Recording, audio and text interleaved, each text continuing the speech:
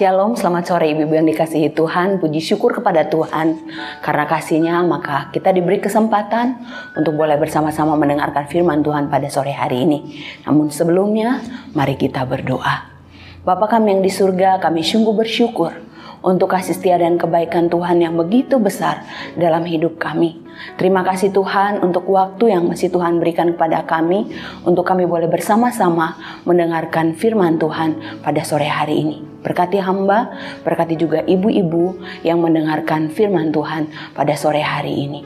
Dalam nama Tuhan Yesus, kami siap Tuhan untuk mendengarkan firman Tuhan. Amin. Ibu-ibu yang dikasihi oleh Tuhan Yesus Kristus, pada sore hari ini kita akan bersama-sama merenungkan firman Tuhan dari 2 Korintus pasal yang ke-5 ayat yang ke-11 sampai ayat yang ke-21. Namun saya akan membacakan dari ayat 15 sampai ayat 19 saja. Demikianlah firman Tuhan. Dan Kristus telah mati untuk semua orang, supaya mereka yang hidup tidak lagi hidup untuk dirinya sendiri, tetapi untuk Dia yang telah mati dan telah dibangkitkan untuk mereka. Sebab itu kami tidak lagi menilai seorang juga pun menurut ukuran manusia.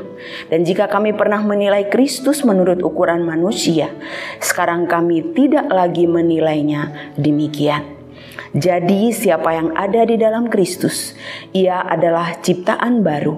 Yang lama sudah berlalu, sesungguhnya yang baru sudah datang. Dan semuanya ini dari Allah, yang dengan perantaraan Kristus telah mendamaikan kita dengan dirinya, dan yang telah mempercayakan pelayanan pendamaian itu kepada kami. Sebab Allah mendamaikan dunia dengan dirinya oleh Kristus dengan tidak memperhitungkan pelanggaran mereka. Ia telah mempercayakan berita pendamaian itu kepada kami. Ibu-ibu yang dikasihi oleh Tuhan Yesus Kristus, sore hari ini kita akan merenungkan firman Tuhan dengan tema ciptaan baru dalam Kristus. Pertanyaannya adalah, apakah yang dimaksud dengan ciptaan baru? Bila kita perhatikan di dalam 2 Korintus 5 ayat 17 tadi dikatakan, jadi siapa yang ada di dalam Kristus, ia adalah ciptaan baru. Yang lama sudah berlalu, sesungguhnya yang baru sudah datang. Ibu-ibu terkasih, kata baru dalam 2 Korintus 5 ayat 17 ini dari kata Yunani kainos. Kata kainos berarti sama sekali baru, bukan perbaikan dari yang lama, atau kalau bahasa kita sehari-hari bukan barang servisan. Tetapi sesuatu yang belum pernah ada sebelumnya, dan sesuatu yang secara kualitatif berbeda. Kalau diibaratkan seperti rumah, maka rumah yang lama benar-benar dihancurkan rata dengan tanah, tidak ada yang tersisa, dan kemudian dibangun lagi dari awal, sehingga menjadi rumah yang benar-benar baru. Hal ini hendak menyatakan bahwa setelah kita menjadi ciptaan baru, Tuhan mengubahkan kita sehingga secara batiniah kita mengalami perubahan. Secara batiniah ada yang baru yang sama sekali berbeda. Dari hidup kita yang lama menjadi hidup yang baru. Dari kehidupan kita yang terikat dengan dosa menjadi ciptaan baru di dalam Kristus. Apa yang disampaikan oleh firman Tuhan di dalam bagian ini hendak menunjukkan bahwa menjadi ciptaan baru adalah pekerjaan Tuhan yang dikerjakan oleh Tuhan Yesus Kristus melalui karya pengorbanannya di atas kayu salib. Roma 3 ayat 23 firman Tuhan berkata, karena semua orang telah berbuat dosa. Dan Roma 6 ayat 23 firman Tuhan berkata, upah dosa adalah maut. Karena itu manusia yang telah jatuh di dalam dosa seharusnya binasa. Tetapi di dalam 2 Korintus 5 ayat 21 firman Tuhan katakan, Dia yang tidak mengenal dosa telah dibuatnya menjadi dosa karena kita, supaya dalam Dia kita dibenarkan oleh Allah. Ibu-ibu terkasih, ini jelas sekali menunjukkan kepada kita bahwa hanya melalui karya pengorbanan Kristus, manusia yang telah jatuh dalam dosa dan menjadi seteru Allah diperdamaikan dengan Allah. Dan setiap orang yang telah didamaikan dengan Allah menjadi ciptaan baru. Setiap orang yang percaya kepada Kristus, yang hidup di dalam Kristus, menjadi ciptaan baru. Menjadi ciptaan baru berarti hidup kita telah menjadi milik Kristus. Karena itu Paulus katakan dalam Galatia 2 ayat 20, aku hidup namun bukan aku sendiri yang hidup, melainkan Kristus yang hidup di dalam aku. Paulus menyadari bahwa hidupnya bukan miliknya lagi, tetapi hidupnya yang sekarang dia hidupi adalah hidup menjadi milik Kristus, dan Kristus yang hidup di dalam dia. Oleh karena itu Kristus yang menuntun, mengarahkan, menguasai pikiran dan seluruh keberadaan Paulus dan juga setiap kita orang yang percaya kepada Kristus. Oleh karena itu ibu-ibu yang terkasih, orang yang telah menjadi ciptaan baru harus mengalami perubahan dari hari ke hari. Seperti apakah perubahan yang Tuhan inginkan agar perubahan itu terjadi di dalam kehidupan kita dari hari ke hari. Dalam 2 Korintus 5 ayat yang ke-11, maka perubahan yang harus kita alami dalam kehidupan kita adalah hendaknya kita mengalami perubahan karakter. Kunci untuk mengalami perubahan karakter adalah perjumpaan pribadi dengan Kristus. Hal inilah yang dialami oleh Paulus. Perjumpaannya dengan Kristus dalam perjalanan ke Damsyik telah mengubahkan hidup Paulus menjadi hidup yang sungguh-sungguh telah diubahkan oleh Tuhan. Orang yang telah mengalami perjumpaan pribadi dengan Tuhan akan menjadi orang yang hidup takut akan Tuhan. Hidup takut akan Tuhan artinya hidup taat, tunduk, hormat kepada Tuhan yang dinyatakan dalam ketaatan dan kesetiaan melakukan firman Tuhan. Sehingga hidup kita berakar, bertumbuh dan menghasilkan buah. Buah roh seperti yang dikatakan di dalam Galatia pasal yang kelima ayat 22 dan 23, yaitu kasih, sukacita, damai sejahtera, kesabaran, kemurahan, kesetiaan, kelemah lembutan, dan penguasaan diri. Kerinduan Allah adalah setiap kita yang telah diubahkan Tuhan menjadi ciptaan baru. Kita menghasilkan buah dan buah kita dapat dinikmati oleh orang-orang yang ada di sekeliling kita. Harus ada perubahan hidup dari hari ke hari. Jangan kita katakan bahwa saya memang begini orangnya, sudah gak bisa berubah. Tidak ada yang mustahil bagi Tuhan. Sekeras apapun hidup kita, ketika kita mau membuka hati kita, kita katakan Tuhan saya mau diubahkan, maka Tuhan akan mengubahkan kita. Ibu-ibu terkasih, Tuhan mau supaya kita mengalami perubahan dari hari ke hari. Jadi bila dulu sebelum kita menjadi ciptaan baru, kita adalah orang yang suka mendendam. Kalau ada orang yang nyakitin kita, maka kita sulit untuk mengampuni. Maka ketika kita mengalami perjumpaan dengan Kristus dan menjadi ciptaan baru, maka Tuhan mau kita mengampuni sebagaimana Ia telah mengampuni kita.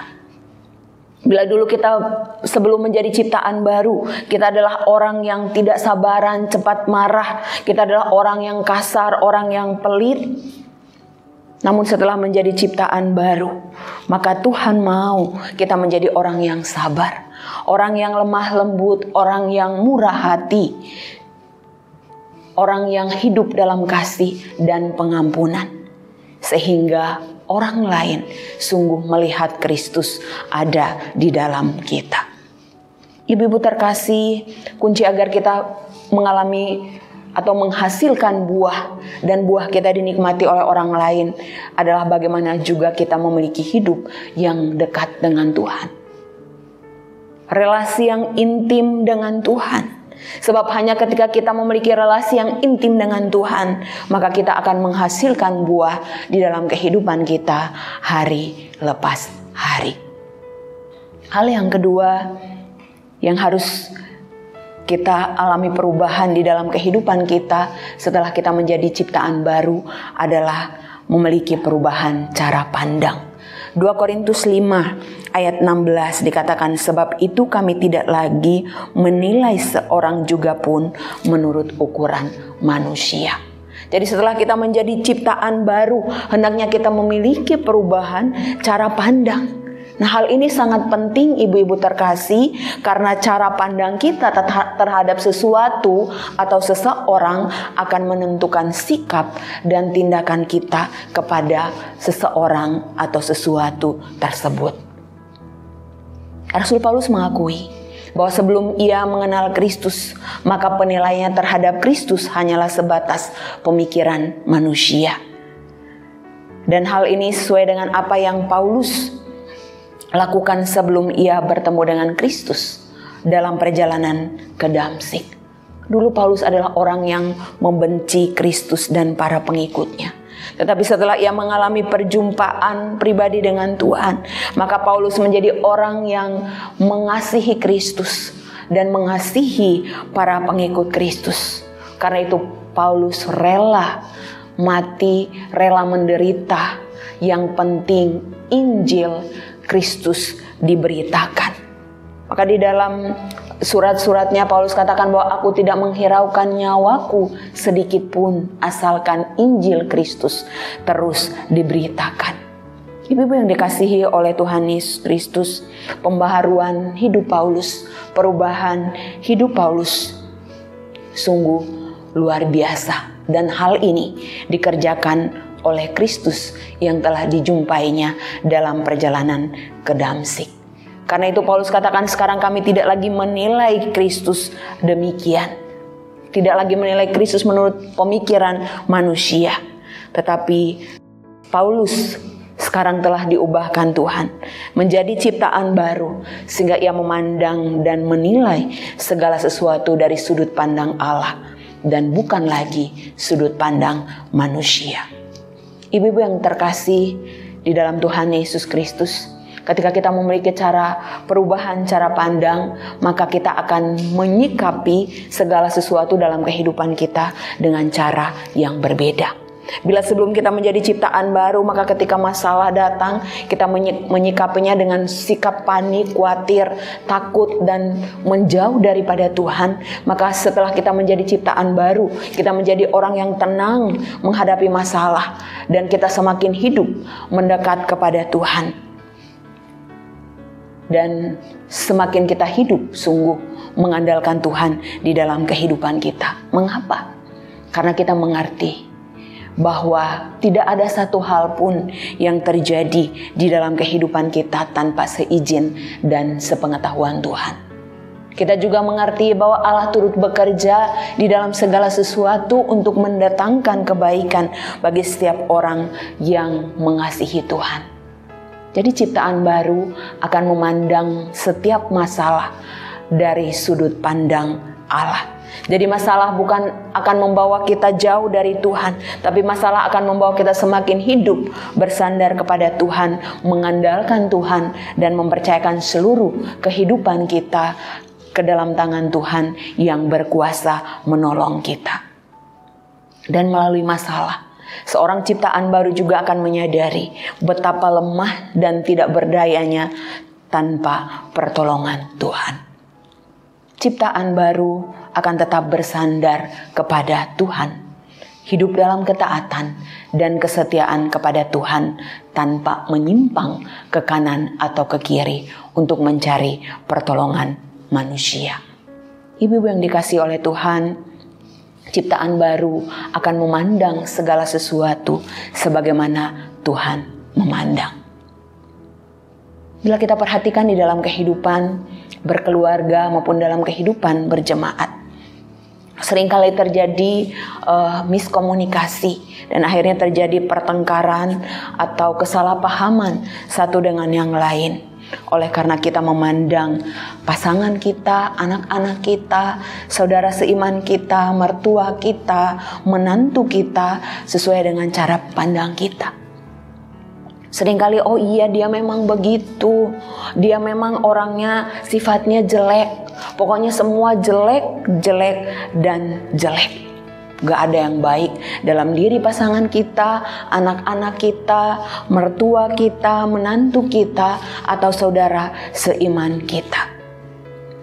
Sehingga yang terjadi adalah seringkali kita akan salah paham. Dan ibu-ibu coba kita bayangkan, bila yang kita pikirkan tentang orang lain adalah hal yang tidak baik, maka kita tidak akan merasakan kehangatan di dalam relasi kita dengan orang-orang tersebut. Tidak akan ada kasih, tidak akan ada damai. Namun ketika kita menilai cara pandang kita tahu bahwa sebagai manusia tidak ada yang sempurna. Dan kita mengerti bahwa dia juga adalah manusia berdosa yang punya kelemahan. Oh dia begitu karena memang dia dulu diperlakukan dengan tidak baik oleh keluarganya. Atau dia mengalami pengalaman pahit yang membuat dia seperti itu. Maka kita akan memaklumi, kita akan mengerti dan kita akan sabar. Dan kita akan mendorong orang-orang yang kita kasihi untuk semakin hari semakin diubahkan oleh Tuhan. Dan bila itu yang terjadi, maka kita akan mengalami suatu relasi kasih yang hangat, yang indah, dan kita akan hidup di dalam damai sejahtera Tuhan. Oleh karena itu kiranya kita memohon Tuhan menolong kita, agar ketika kita memandang segala sesuatu, kita memandang dengan cara pandangnya Tuhan, bukan dari cara pandang kita, sehingga yang terjadi adalah hal-hal yang tidak baik yang menjadi batu sandungan bagi orang lain. Hal yang selanjutnya yang terjadi ketika kita menjadi ciptaan baru adalah bahwa kita akan menjadi saksi Kristus. Rick Warren di dalam bukunya mengatakan bahwa setiap orang Kristen adalah duta Kristus atau utusan Kristus. Kemanapun ia pergi sudah menjadi tanggung jawabnya untuk memberitakan bahwa Kristus telah datang ke dalam dunia. Ia telah mati di kayu salib, ia telah bangkit dan naik ke surga, namun ia berjanji untuk datang kembali yang kedua kalinya. Apa yang diungkapkan oleh Rick Warren ini menunjukkan kepada kita betapa pentingnya tugas kita sebagai saksi Kristus. Jadi setiap kita yang telah mengalami perjumpaan pribadi dengan Tuhan, setiap kita yang telah mengalami karya keselamatan Allah, tugas kita adalah memberitakan karya Kristus, memberitakan kasih Kristus kepada setiap orang, sehingga mereka juga percaya dan mengenal Kristus. Tapi mungkin kita katakan, saya udah berkali-kali kok saya memberitakan tapi dia gak mau percaya. Dia terus mengeraskan hatinya.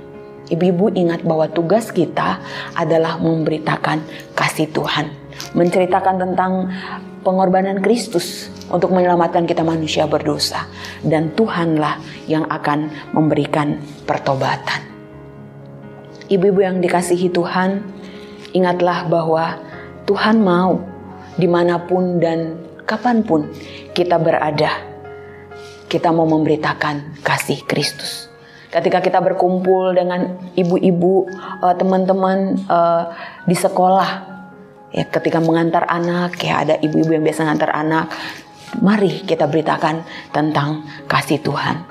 Ketika kita mungkin punya teman grup olahraga, kita mau juga memberitakan kasih Tuhan kepada mereka. Dan ketika di lingkungan keluarga atau lingkungan tempat kita tinggal, Tuhan mau supaya kita memberitakan kasih Kristus melalui perkataan, melalui perbuatan, melalui sikap hidup yang menjadi berkat dan memuliakan Tuhan. Sehingga orang lain melihat suatu sikap hidup yang beda dari diri kita dan mereka mau percaya kepada Kristus. Ibu-ibu yang dikasihi oleh Tuhan, Kristus telah mati untuk kita, agar kita tidak lagi hidup untuk diri kita sendiri, tetapi kita hidup untuk Kristus yang telah menyelamatkan kita. Karena itu jadilah surat Kristus yang terbuka, yang dapat dibaca oleh semua orang. Sehingga melalui perubahan hidup kita, banyak orang melihat, merasakan, dan mengalami kasih Tuhan. Amin. Mari kita berdoa. Bapa, kami datang di hadapan hadirat-Mu. Kami sungguh bersyukur dan berterima kasih untuk firman Tuhan pada sore hari ini. Terima kasih melalui karya pengorbanan-Mu di kayu salib, Engkau menyelamatkan kami sehingga kami menjadi ciptaan baru. Tolonglah kami Tuhan supaya hari demi hari kami mengalami perubahan karakter. Kami boleh mengalami perubahan cara pandang dan kami boleh hidup bagi Engkau menjadi saksi-Mu. Biarlah melalui kehidupan kami banyak orang boleh dibawa untuk percaya kepada Engkau. Tolonglah kami untuk kami boleh menjadi teladan iman di tengah-tengah keluarga kami, di tengah-tengah saudara-saudara kami, teman-teman kami, sehingga melalui kehidupan kami banyak orang boleh dibawa untuk percaya kepada Engkau ya Tuhan. Berikan kami kasih-Mu, berikan kami hikmat-Mu, berikan kami keberanian untuk kami boleh dengan hikmat Tuhan, kasih Tuhan, kami boleh memberitakan akan kasih-Mu Tuhan. Sehingga setiap lutut bertelut, setiap lidah mengaku bahwa Yesus Kristus adalah Tuhan. Berkati ibu-ibu dalam rumah tangga, sebagai istri, sebagai ibu, sebagai popo, sebagai menantu, sebagai mertua. Tolonglah kami Tuhan supaya kami boleh menjadi wanita-wanita Kristen yang menjadi teladan iman dimanapun kami berada. Pakai kami untuk menjadi saksi Kristus yang setia. Berkati pasangan kami, berkati anak-anak kami, berkati keturunan kami, agar menjadi keturunan yang hidup takut akan Engkau ya Bapa. Terima kasih Tuhan, berkati ibu-ibu yang sakit, yang dalam kelemahan, berkati ibu-ibu yang dalam pergumulan, bila Tuhan yang berikan kekuatan. Dan tolong kami semua Tuhan, agar hari demi hari kami semakin bertumbuh di dalam pengenalan yang benar akan Engkau, sehingga hidup kami berakar, bertumbuh, dan berbuah. Dalam nama Tuhan Yesus, kami berdoa dan kami bersyukur untuk firman Tuhan pada sore hari ini. Amin.